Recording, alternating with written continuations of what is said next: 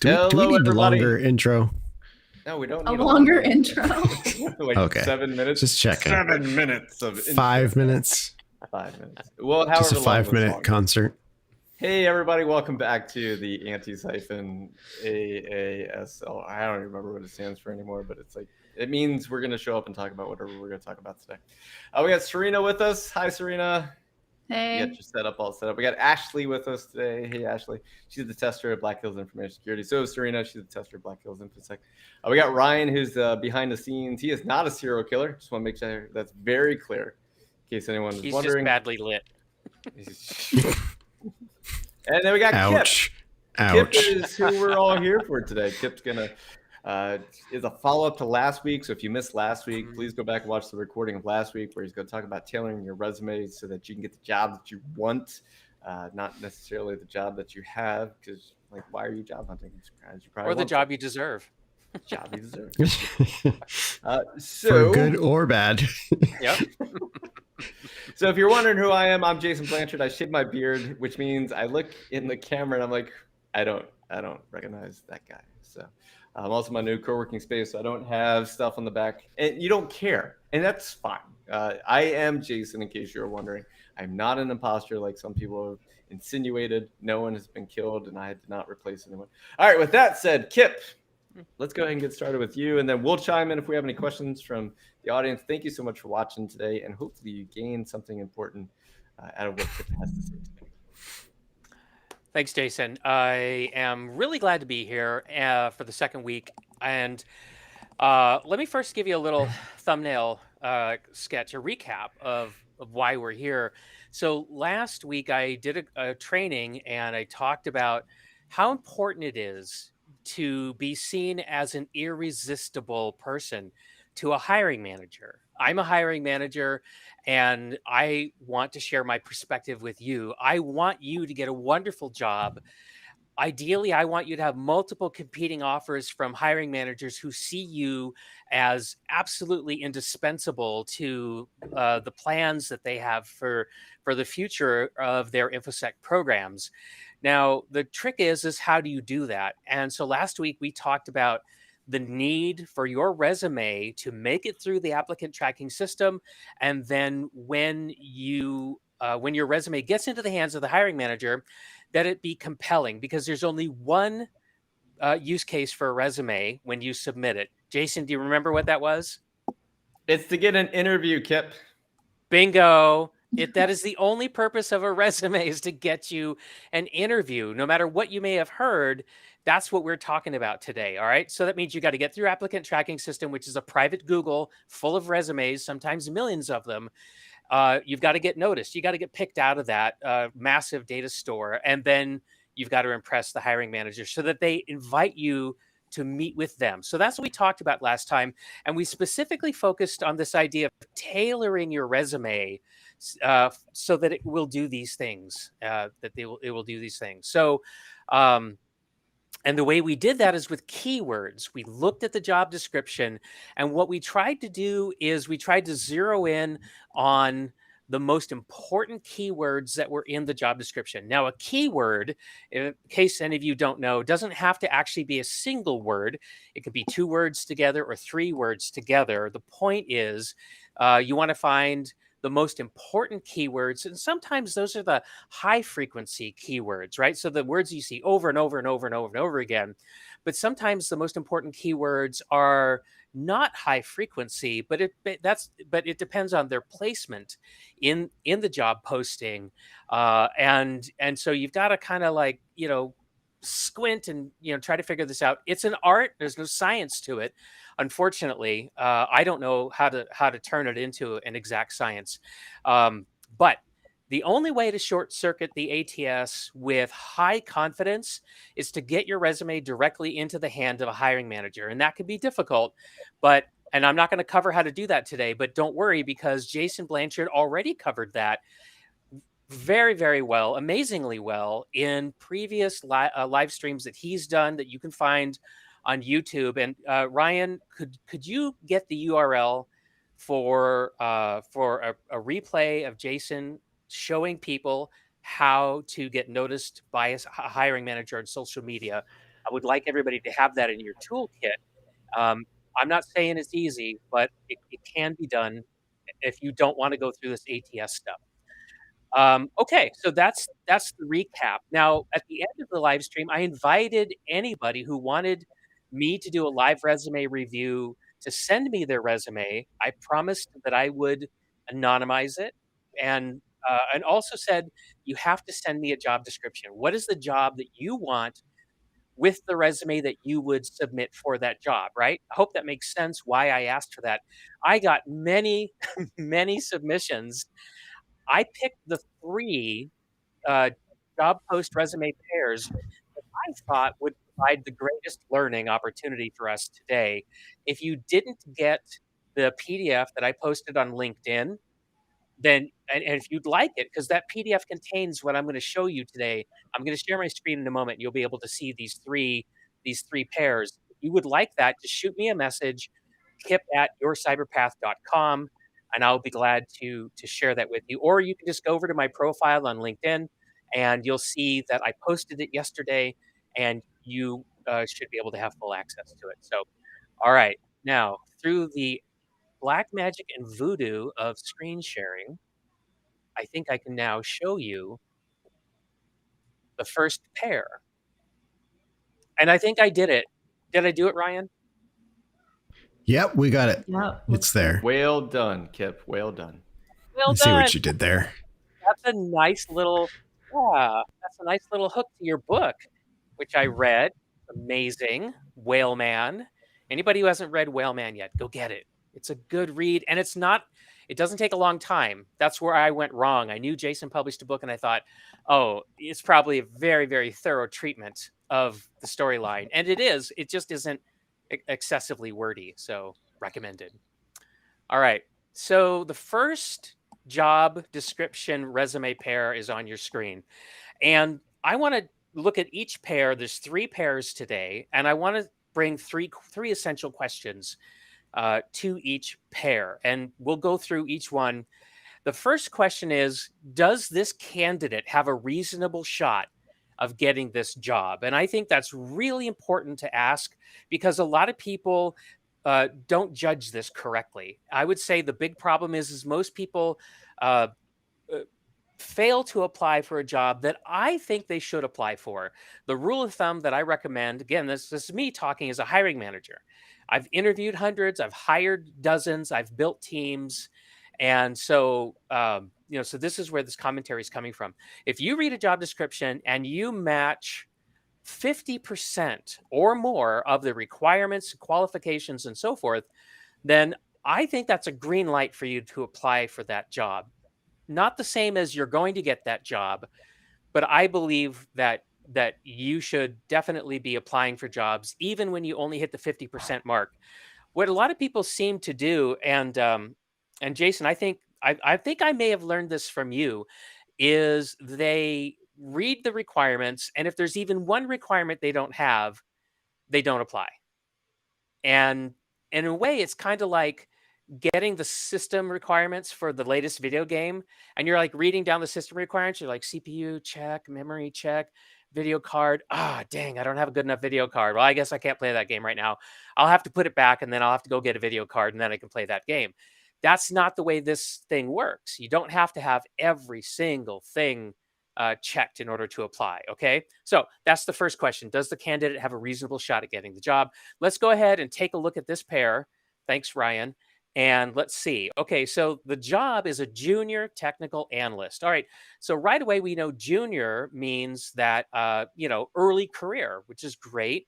And if we just skim down here, what are the minimum requirements and qualifications? 1 year of having experience with threat intelligence, basic understanding of these things, a thirst for investigative work. This is good. Okay, so this is a it's probably as close as you can get to an entry level job. Now let's look at random person over here. By the way, random person, thank you for pre-sanitizing your resume for me. that cut down my work a little. I love the way you did it though. Random person at don't spam me at yahoo.com. Yahoo, I wouldn't use Yahoo, by the way, for when you apply to cybersecurity jobs. or information security jobs. There's just something about Yahoo and Hotmail as email domains, AOL, that just doesn't come across quite right. Just doesn't have quite the right connotation. I would make a dedicated Gmail account or a Proton Mail account or something like that, and just use it for your job search. All right, early career technology professional looking to work with a wide range of security subjects.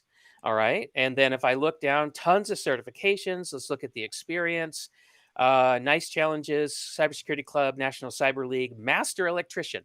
Okay, so this is a person who's trying to change careers, and so yeah, that seems reasonable that they would go for a junior technical analyst job.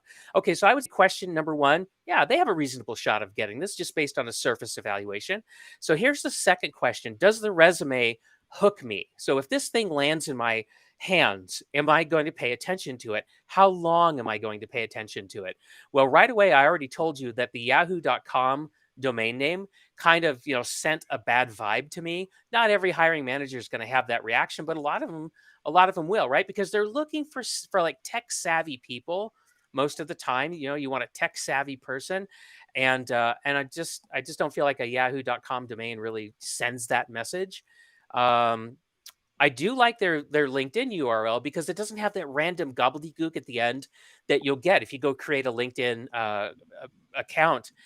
It'll add some random characters at the end to make sure the URL is unique because it's randomly because just it's algorithmically generated.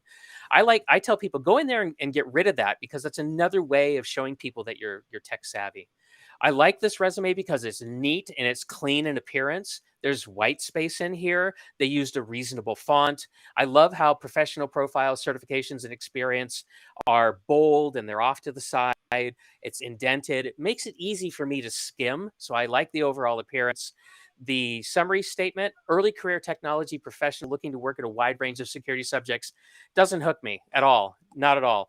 This is not convincing me that random person read the job description, because if they had, I would expect this to say looking to work as a junior technical analyst in a remote position or something like that. That's your opportunity to hook me, um, and make me realize that you've actually read the job description. All right.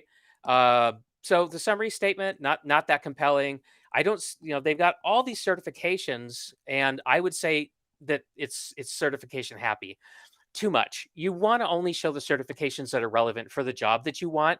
This tells me that this is a person who loves to take certification exams, and they're all over the place. They're not focused. I want somebody who's going to be focused. And what about bullets? Let's look at their experience bullets: administered, created, worked, used, host, planned, helped. Okay, so notice I'm focusing on the action verb as the first word. That's what I want to see. I also want to see results. I love this one. Ranked 814 out of 6,010 competitors. That's a great result, right? An achievement. I want you to show me achievements, and ideally, I want you to show me achievements that are relevant for the job that you're applying for. So, Bachelor of Science in Computer Security and Information Assurance. That's fine. Bachelor of Arts English and biochemistry. I love that. I don't think you have to have an IT oriented undergraduate degree or master's degree in order to succeed. I don't think that's a prerequisite. One of the most amazing crypto programmers I ever worked with when we were doing a smart card project for a bank was just a super smart guy who went to school for film, right? A movie maker, a film producer. Doesn't seem like it would add up, but he was absolutely amazing. Okay, so the second question: does the resume hook me? This one really doesn't. So watch out for this, because even if you do fantastic keyword insertion, which is what I'm going to show you how to do next, if your resume makes it through ATS, gets in my hands, and then I go, meh, well, that was a waste of effort. And I don't want you to waste your effort. I want you to get into my hands, your resume into my hands, and I want you to knock my socks off and get me to bring you in for an interview. But let's go ahead and look at some keywords here. So going back over to the job description. So Mandiant, that's pretty cool. Mandiant is high profile cybersecurity firm. I've never worked with them, so I don't know what it's like to work there. On-demand analyst support service within the custom intelligence synthesis and reporting team. Okay, interesting. Provides customers the ability to have our expert analyst team develop succinct, tailored deliverables. Okay, so right away, this is customer facing. There's a lot of writing, which is interesting, right? Because you see the job title, technical analyst, and you may not think right off the bat that there's going to be a lot of writing. If you don't like to write, don't apply for this job. You're going to hate it. That's why it's so important to read these things carefully. But like, here's writing. Uh, my bet is we're going to see. Oh yeah, here's report. We're going to see a lot of things around writing. Look at this: exceptional written and oral communication skills. Um, yeah, answers to critical questions. All right. So we're going to want, if we're going to go for this job, we're going to want to focus in on the writing aspect, right? So we're going to want to pick writing. We're going to want to pick reports, anything related to expertise in written communications, right? So here's written, and you're going to want to put those keywords in your resume. So let's see if we can do that right now. Let's see if we can. Driven to excel in all matters security relating while using comprehensive documentation and useful communication. Okay, cool. What we could do here, right, is we could change this. Instead of using comprehensive documentation, we could say writing customer facing documentation. And let's see what else we got here. Oh, not documentation, reports, right? Because report is a key term, right? So you see how you do that, and you're not lying. Don't ever put a keyword in and make the mistake of misrepresenting yourself. Don't do that. But you're going to look for synonyms, right? You're going to look for different ways to present yourself. So you've got this skill set, and based on how you turn that skill set and the context that you put it in, it'll look differently to different hiring manager skills in different contexts. Okay, so I think with the right number of keywords in here, I think random person's probably going to get through the ATS, especially if they put the job title, if they lift the job title out of here and they put it into the profile like I was talking about, slim down these certifications to only the ones that matter, and I think they'll get through ATS. And then the question will be, can they get the interview? I don't think this resume right here, as it is strong enough to compel a hiring manager to bring them in for an interview. I think it'd have to be much more focused. Okay, so there's the first pair. Did we get any questions that I should take right now? Nothing yet that I can see. Okay, then I'm going to go on to the second pair. So here's the second pair. We've got a job thing is for a computer forensics examiner, Department of Homeland Security with security clearance. Now, notice that this job posting isn't posted by DHS. It's actually posted by a place called Clearance Jobs. So they are a broker. So if you apply through this posting, which was on LinkedIn, then you're going to be presented to DHS by Clearance Jobs. And I'm not saying that's bad, but it's different. It would be a different experience than if you applied directly. And I would say that unless you have a reason to go through somebody else, just apply directly. I think you're going to have a better experience. But notice here with security clearance, if you don't already have a security clearance with the US government, I don't think it's a good idea to spend your time trying to apply for these jobs directly, because without a security clearance, there's very little chance of you actually getting a job that requires a security clearance. And let me take a moment and explain to you why. It takes a long time and a lot of money to take somebody who doesn't have one and to get them one. And what a lot of people don't think about is that when you get when you are submitted for security clearance, there's no guarantee you're going to get it. So you can spend the money, fill out the applications, you can wait 9 to 12 months, whatever it takes, and you could still get a result that says, no, this person does not qualify for security clearance, end of story. So employers are very, very, very careful about who they sponsor for security clearance. On the other side, if you are coming out of the military, out of government service. If you already possess a security clearance, you are going to get preferred notice when you apply for a job like this because you are ready to be put to work immediately. If you don't have a security clearance and they bring you on, they're going to have to find work for you to do for 9 months because they're not going to pay you to sit around and wait for your clearance to come back. So, so I just wanted to get really, really, really clear on that topic. Okay, so let's ask the first question: does the candidate have a reasonable shot of getting the job? Well, they need a security clearance right away. We know that. So let's just quickly do a little scan. This is somebody who is a forensics examiner. This is Ronald. And let's take a look and see if Ronald has any security clearances. And I'm just scanning through here, looking for any indication that Ronald has a security clearance. I'm not seeing it yet. I see an Air Force connection, but I'm not seeing any indication of a clearance. I don't see it. So unless I missed it, if I missed it, anybody, uh, poke me here through chat and let me know that I missed it, but I don't see it. So, right, and it's not in here, then I think Ronald's kind of wasting his time trying to apply for this job. Ronald, if you really want to get into a job that a security clearance, your best bet is to do something like, and you're kind of a senior person, this may not work for you, but if you're earlier in your career and you could do it, it's great to get a job at NSA where you're working. You could be like a custodian or something like that, and then they'll get you a background check completed. You'll work there for a while, and then you can start applying for jobs. So that's kind of a backdoor way to do it, but you really have to be determined, right? Because why would you want to be a custodian for a year unless you were very, very determined? But it can be done. I know people do it. So let's see if there's any other reasons, why Ronald doesn't have a reasonable shot at getting this job. Immediate need for mid-level senior computer host-based forensics examiners, experienced Infosec practitioner, goal-oriented, so on and so forth.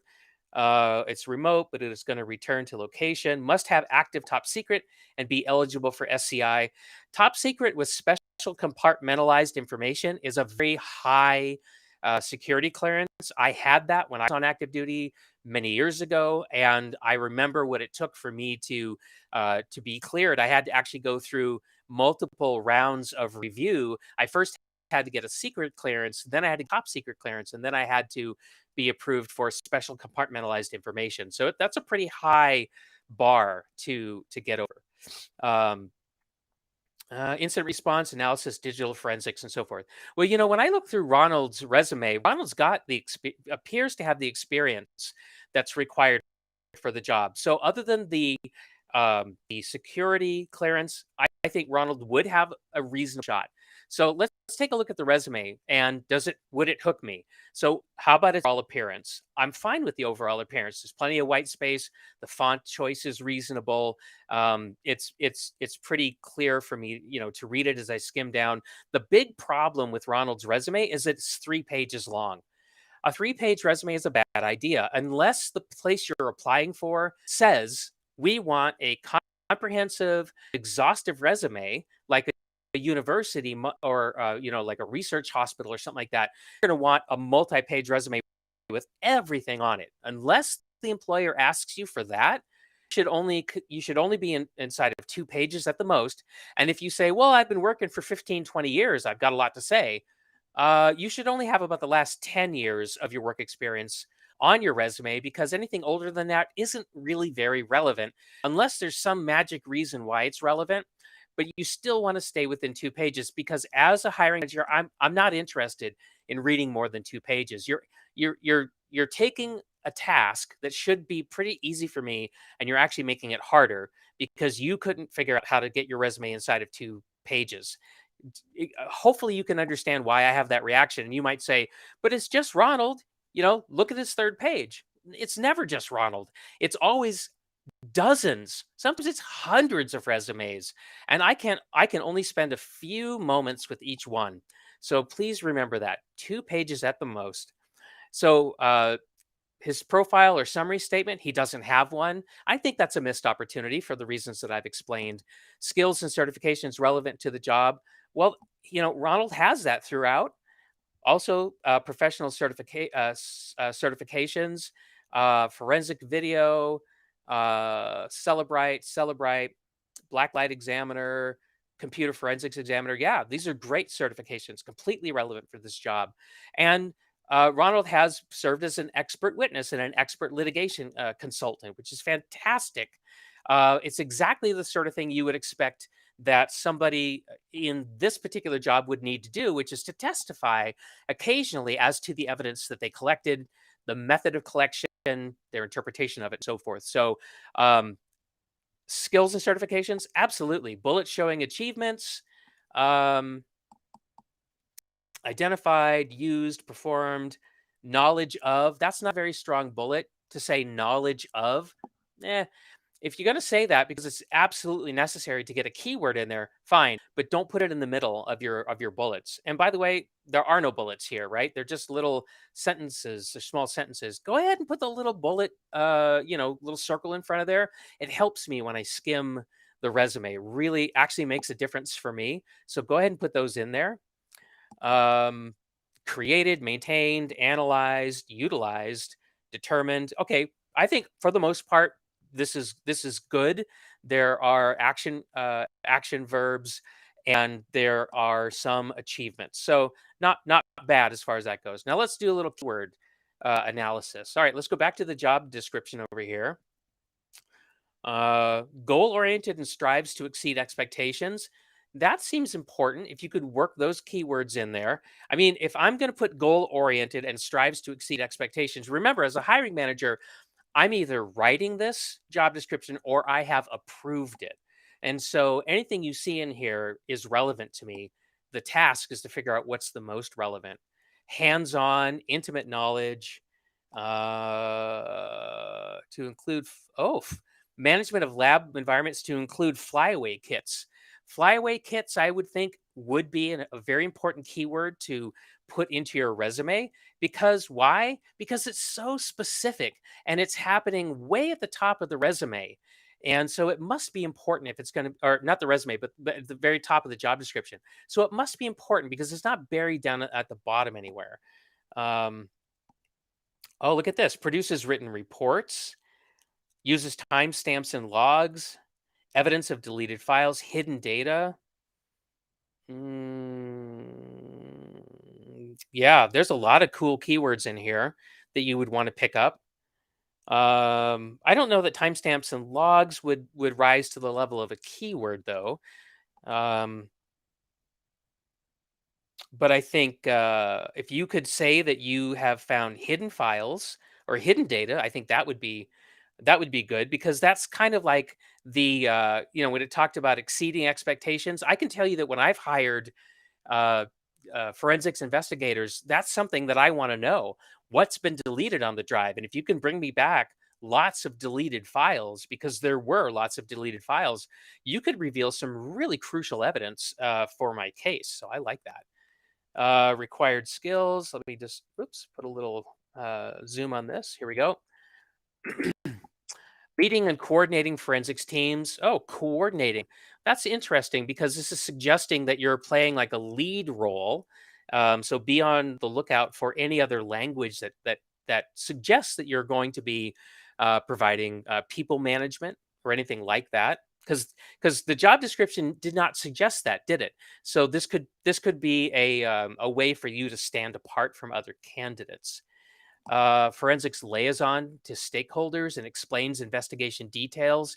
So there's a lot of communications requirements in here. Now, a lot of forensics examiners that I've run into are very, very good with using the tools and getting the data off the drive or the storage medium.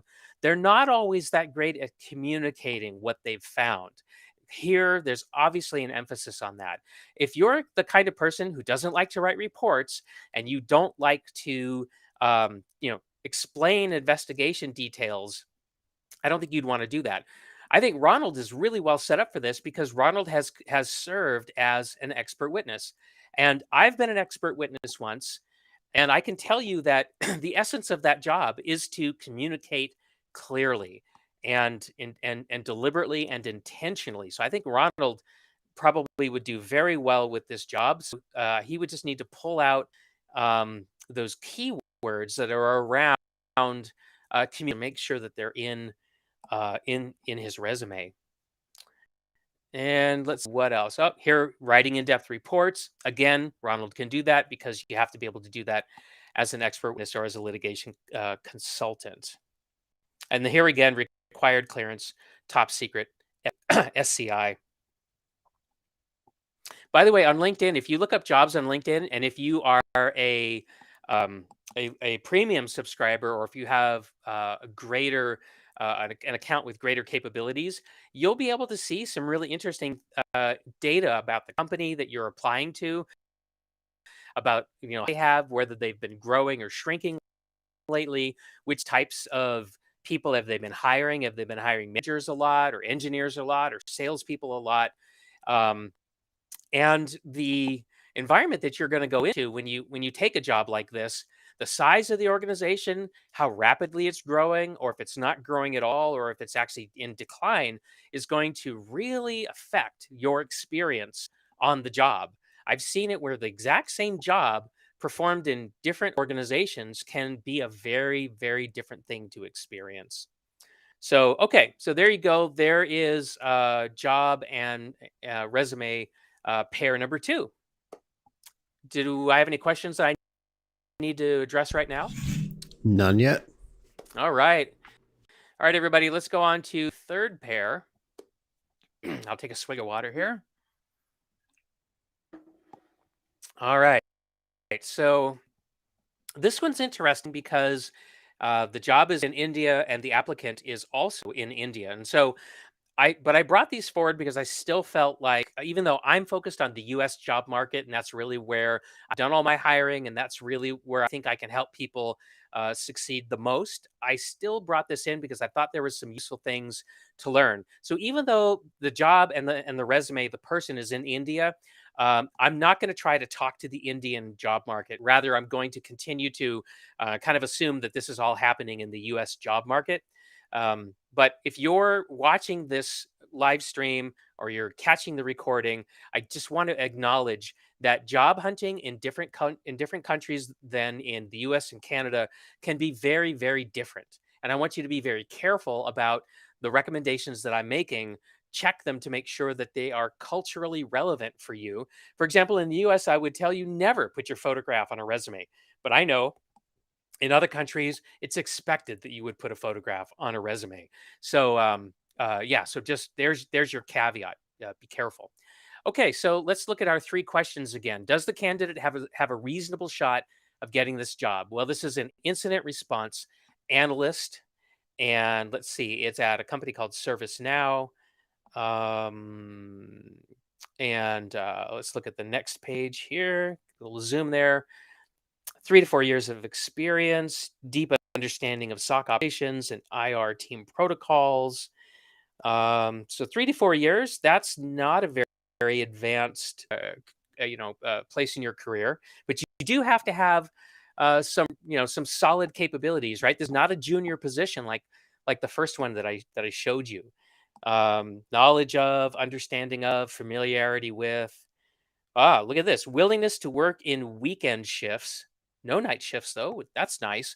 But if you're a person who doesn't like working at nights and weekends, pay attention to these qualifications. And if you assume that you're going to somehow be able to avoid that, think again. Because if I'm running this job description and I say willingness to work in a weekend shift, you better believe that you're going to work on a weekend shift because you're the new person. There's probably people who came in before you.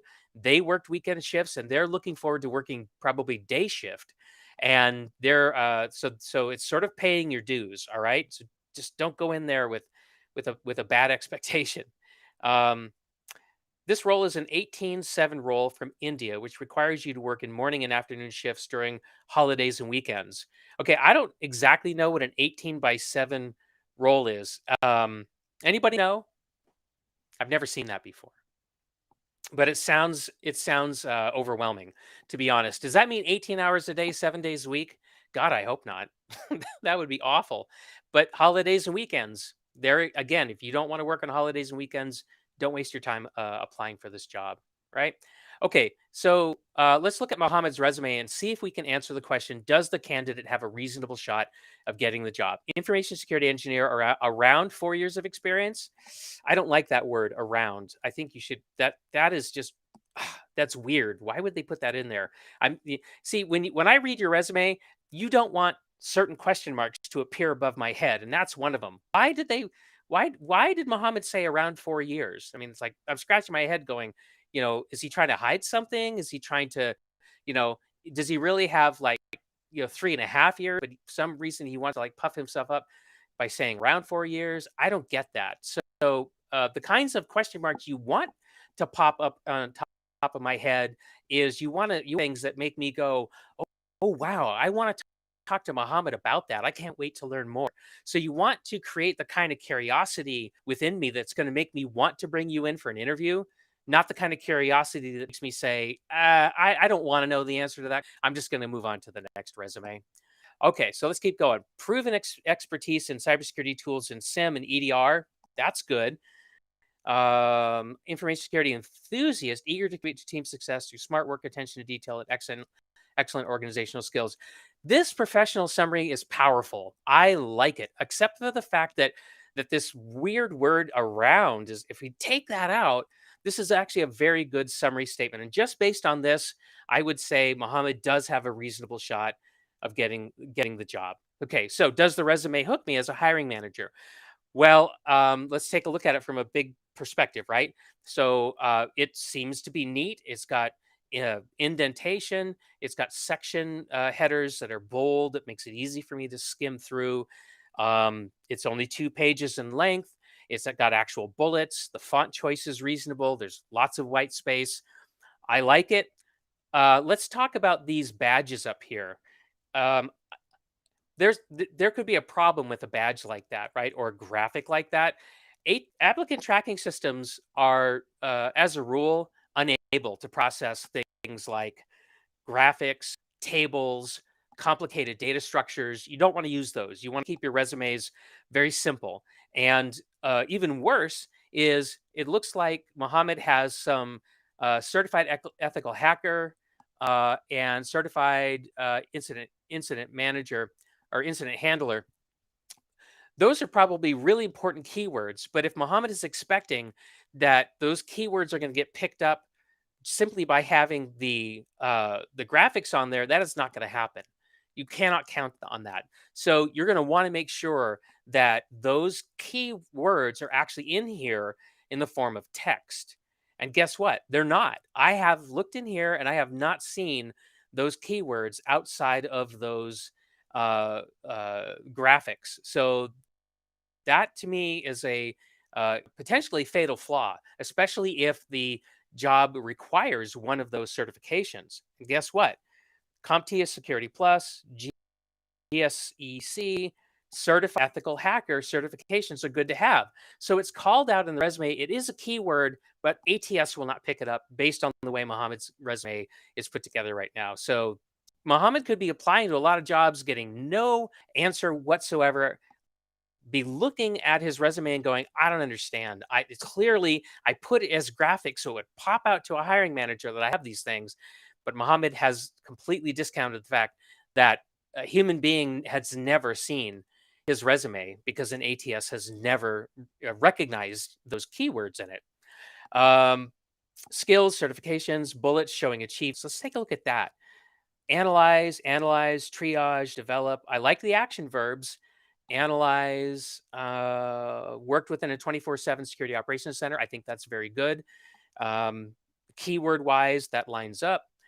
Provide, analyze, investigate. So here's the thing. I like the use of action verbs in the beginning of the bullet.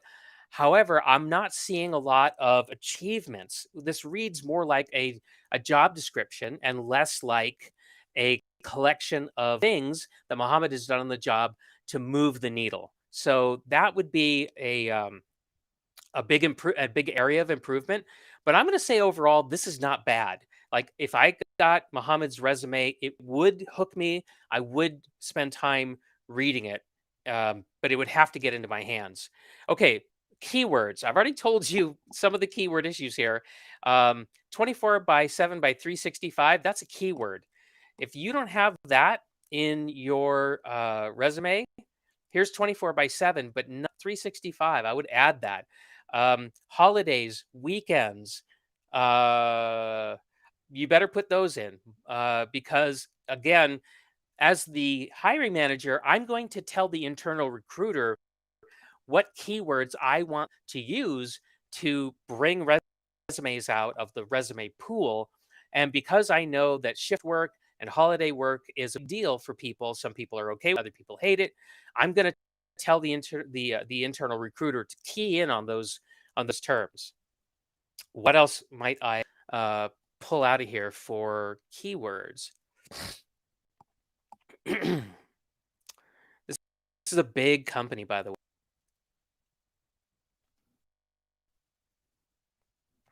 We're not yesterday's IT department. We're digital technology.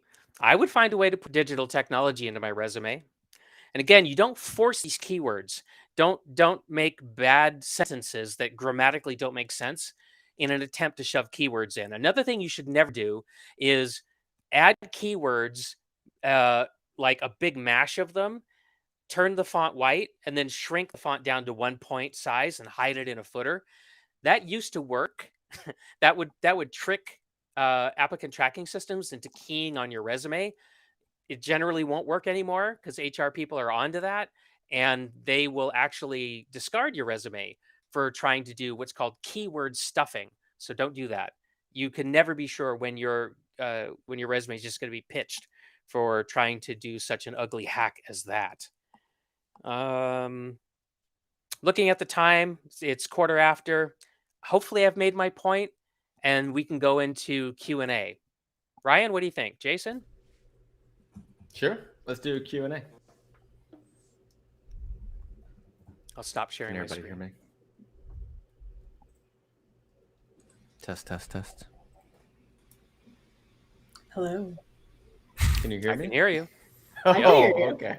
Oh, Jason, do you nobody have a was question? responding. Do you have a question, Jason?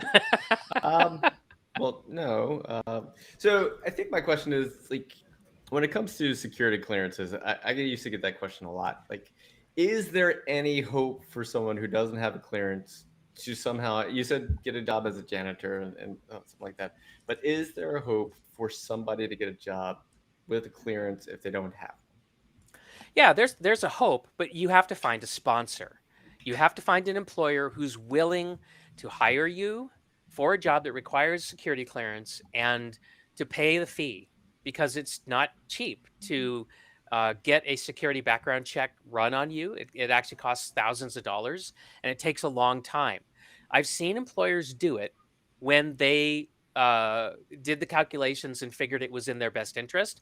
So I'll give you for instance, let's say they need somebody with highly specialized skills and they're having a really hard time finding a person and they find one and it's for a government contract that requires a secret clearance, which isn't as difficult to get as top secret or top secret SCI.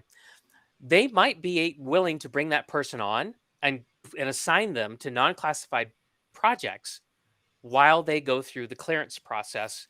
And it's simply because that person's skill set and expertise is so rare that they're willing to take a gamble to see if it will work.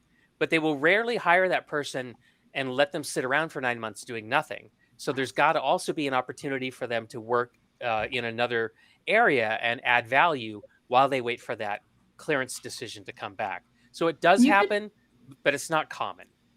You could do what I did, which Tell us was what you did. I joined ROTC, got my clearance, then developed an autoimmune disease, and then got medically separated. There it is. There it is. So easy peasy. Okay. All right. Well, Nailed let's it. join ROTC anyway. But yeah, I think like you were saying, government contracting would be probably one of the better ways to do it, or directly for the government position, because it doesn't cost the government to be as expensive. I don't think. I don't know how that works, but Well, yeah. so what the problem with the government and security clearances right now is, from what I understand, is they have a massive backlog. They Oh, have yeah. more people applying for security clearances than they have the capacity to process them in a short amount of time. And so that's one of the big problems that's going on right now, is that they just don't have the capacity. Yeah, it was like a 2-year backlog last I had checked or seen. But that Yeah. was a big problem for people who were graduating like from college and going on to their positions after ROTC. Is like they went through the process, but their clearance wasn't done yet, so they were just like sitting around. Yeah. Yeah. And you So- will sit around. The government will not give you a temporary pass. Yeah. So asking for a friend, of course. If somebody was smoking weed, should they quit now, or is that just see if? No, I they're think they should clear? show up at the recruiter office with a blunt. All right. Well, look here. No, the serious answer to that question is the government has recognized that that there are people who would otherwise be very qualified who have used marijuana, and even though federally it's illegal in the United States at a federal level, right? Even though some states have decriminalized it, they will make exceptions for marijuana users, but not for other hard drugs. This is my understanding. All right. I am not concerned. Moving So on. there's a Ashley, question that I Yeah. think we missed. It says, any tips when you've got a job and want to progress, work your way up? And so I wanted to highlight that, because in my experience, when I've wanted to work my way up the ladder, I've always talked to my manager, and I've asked 2 key questions. What available jobs are there? And what do I need to do to beef up my experience, or to make myself more presentable for that job? I love that answer, because you started with, I talked to my manager. That is the most important step. You have to talk to your supervisor and let them know what direction you want to go in. Now, if you have a good relationship with your supervisor, and if your supervisor's team is well staffed, then you're going to have a good experience, probably. Mhm. But if your supervisor is struggling, if the team is understaffed, and maybe you don't have the best relationship with your supervisor, it's not going to probably be as good of an experience for you.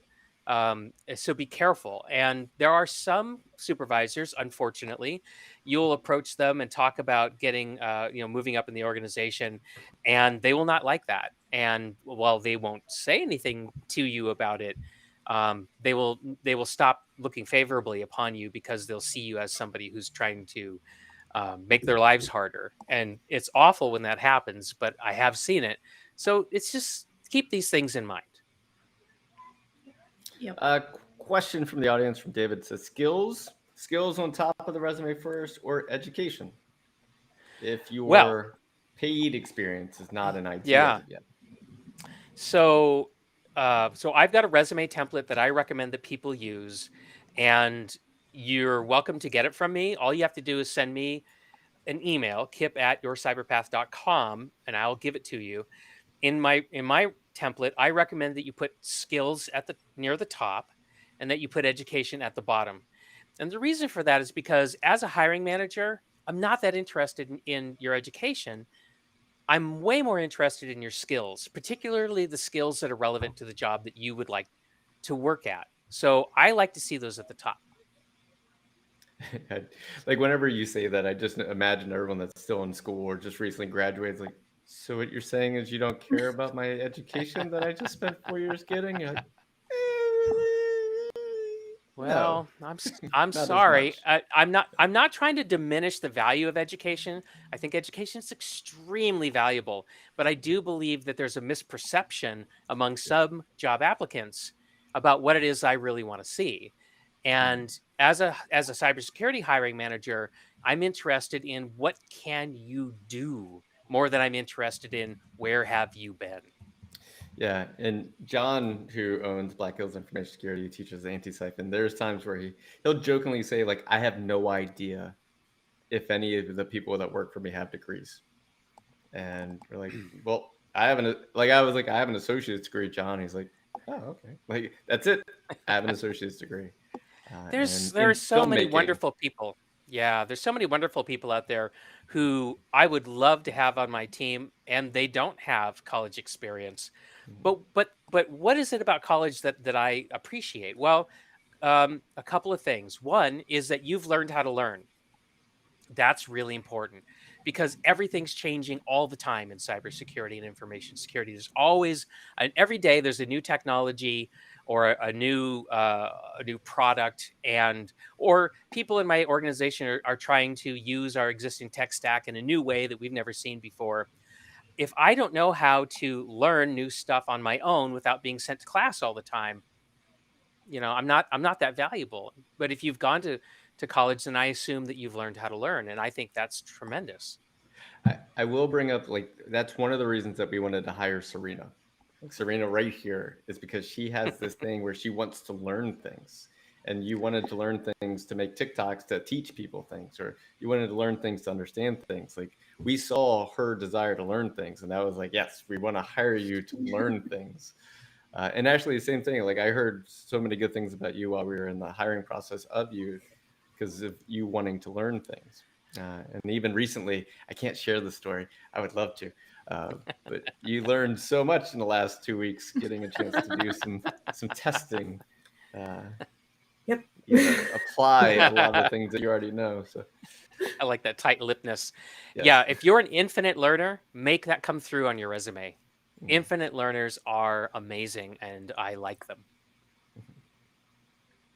Kip, any final thoughts for today?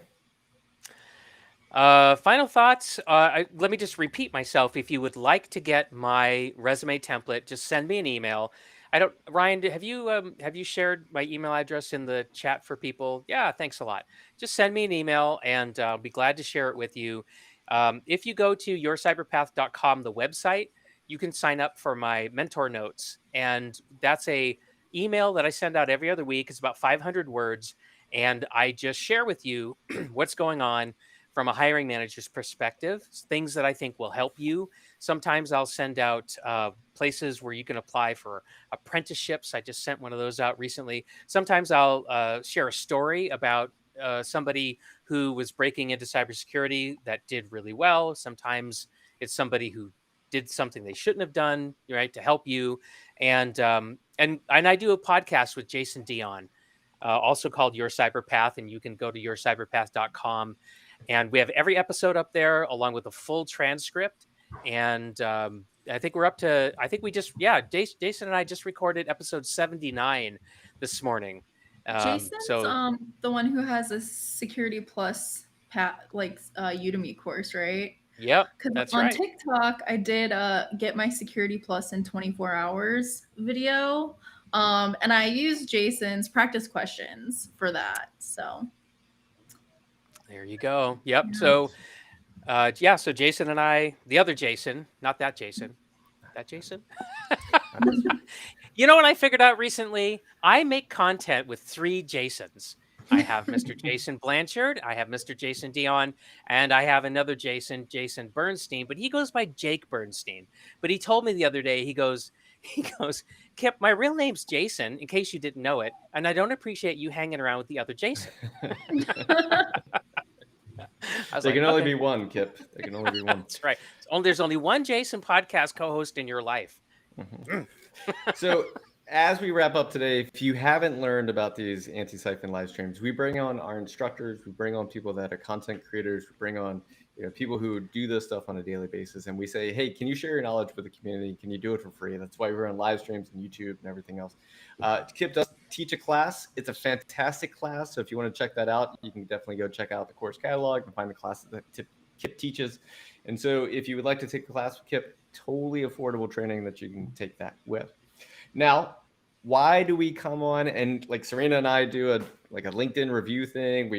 Kip comes on and talks about tailored resumes. Why do we do that? Is because if you have all this knowledge but don't know how to apply it to getting a job in an interview, then what's the point? And so that's why we come on and we talk about job hunting a lot. Not every time, but we talk about it enough. But in the coming weeks, Serena's going to start doing walkthroughs of cyber range challenges. So that way you can, if you right now are like, I want to do CTFs, but I don't know how, and I don't know how to get started, Serena's going to start doing walkthroughs so that you can see how the process works. And then Ian is going to come on soon, and we're going to do a 8-week adventure series where we go on a quest, like Advanced Dungeons and Dragons meets incident response, called Cubicles and Compromises. It's going to be like story-based, like that Critical Role show that we do, or not we do, that Critical Role does. So good. So please join us for those. If you haven't subscribed, subscribe now so that way you get your notifications. So please do that. And if you haven't followed us, you can do that. Kip, any last words before we wrap for today? I probably already did this. Really glad to be here. Really glad to be here. Thanks so much for inviting me. Ashley, Serena, thanks for being here. Ryan, kill it with fire, my friend.